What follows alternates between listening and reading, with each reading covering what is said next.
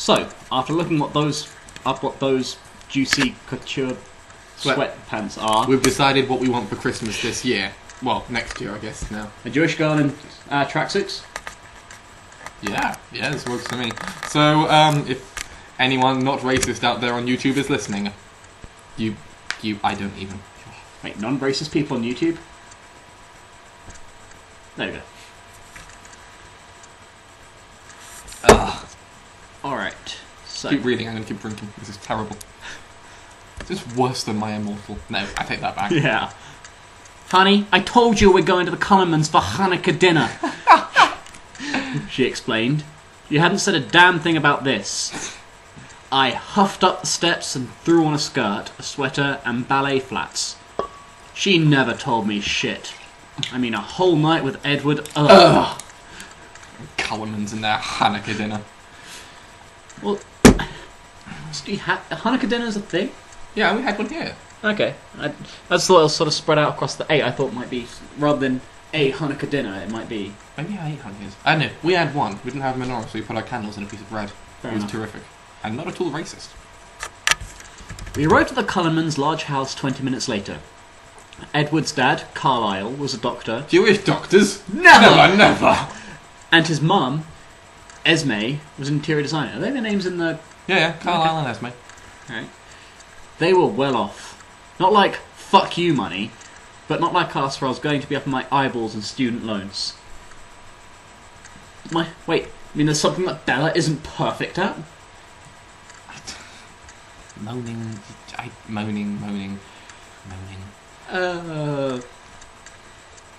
My parents, a civil servant and a teacher, made enough that we were comfortable, but not like the Cullimans.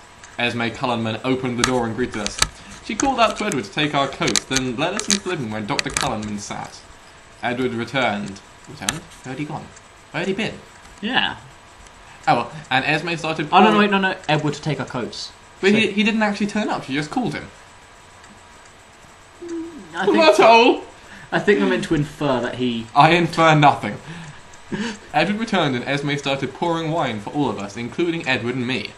It wasn't even that Meneshevitz shit. No, it was the good stuff. Baron Herzog. Meneshevitz?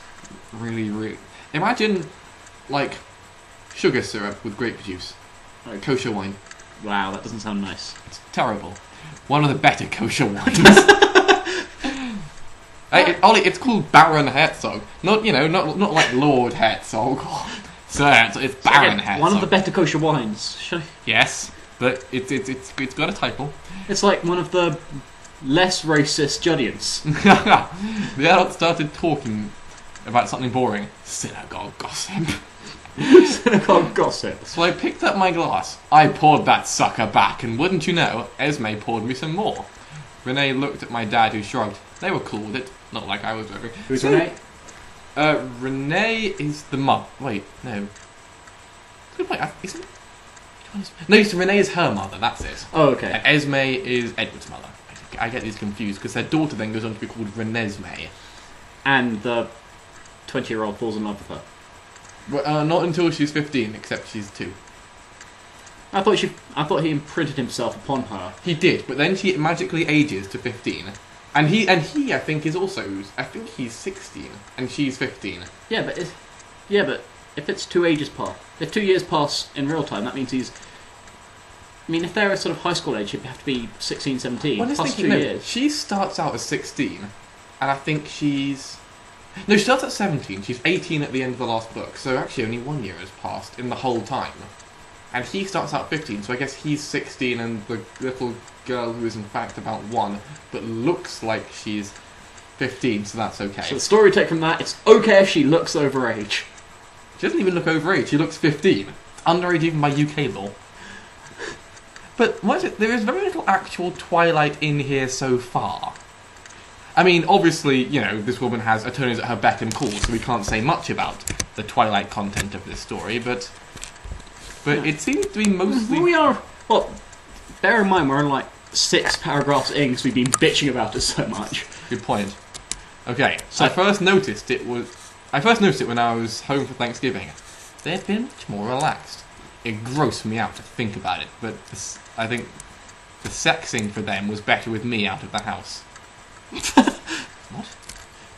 Yeah, I think the parents having sex was easier. Right. Okay. You know, it means that, you know, they sort of can wash. You know, they can bring the sheets down to wash them after they've cut the hole in them. You're a mug.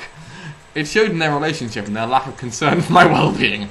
They still loved and cared for me, but I was no longer bound by a curfew, and they had told me they trusted me. Being so far from home for school did that for them. It was too bad the highlight of my break was catching up on the monster Jane Austen fiction craze. Yeah, I remember that. Really? When was it? Pride and Prejudice and Zombies. That was like 2 years ago. Oh right, yes, of course. I saw it in our campus bookshop. Your campus has a bookshop. Esme served chopped liver and vegetables as an appetizer, which I didn't touch. Call it pâté, call it chick's liver. It was still disgusting. We then gathered round the electric menorah in the living room. Classy. Every good book needs that sentence. After saying the blessings and lighting the candles, presumably with the electricity, or rather screwing in the bulbs, Esme served a beautiful dinner of brisket, latkes and tons of steamed vegetables in the elaborate dining room. Hold on, I thought they were Jewish. Edward, who I was conveniently placed next to, spoke briefly about school, friend gossip and such. I'd forgotten that he too was in Boston. Harvard, of course. He had been valedictorian. I was in the top 10 of our class, but Edward was way more intense and even took courses at community college when we were in high school. I hadn't realised I had Harvard wasn't far from Brandeis. After dinner, the adults continued their boring conversation, and I kept drinking, because Esme kept pouring. Ollie, the characters in this might be Jewish. I don't know. I mean, there's a distinct possibility.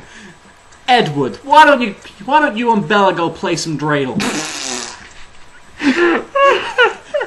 Esme asked, arching her perfectly shaped eyebrow. Just the one. Edward didn't reply, he just gave her the, "What you talking about, Willis?" Look. Fine, take the wine with ya. I put some dreidels and Hanukkah gelt out on the hall table. Don't even. What? This is not Twilight, this is just how many Jewish words can we get into one page of text. No. And we're going for the record, I swear. Not one page. 6 pages. 6 chapters. But, like, there is no story here other than how Jewish can we be. Well, again, we're only that far in on the page scroll, which is You'd that think long. they could have had some plot. Alright, whatever. Holding onto my glass, surprised my parents didn't say anything, I followed him down to the basement. I had been in the Cullinan basement several times for a youth group event. Yeah! Okay. We sat down on the plush, but flat Berber carpeting. I was mindful, being in a skirt and all, and pulled my legs behind me. Oh, thank God, we know. That was a really important sentence. We don't want anyone thinking, possibly, that this fictional character, about whom we know nothing, might accidentally expose her underwear to someone. It's really, really good that we know that. That added so much to the story. I hate this. This is bollocks. I need to drink more. Edward, in his button-down shirt and grey slacks, sat with one leg bent and the other underneath it.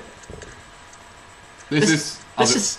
Alright. Should I do the female voices, you do the male voices? Radio. This is so lame. This vacation sucks, I so eloquently declared. Tell me about it. All my friends are actually vacationing someplace cool. We never go away because of Dad being on call on Christmas, and Mom and I usually volunteer at the hospital then too. They wouldn't let me this year because of swine flu.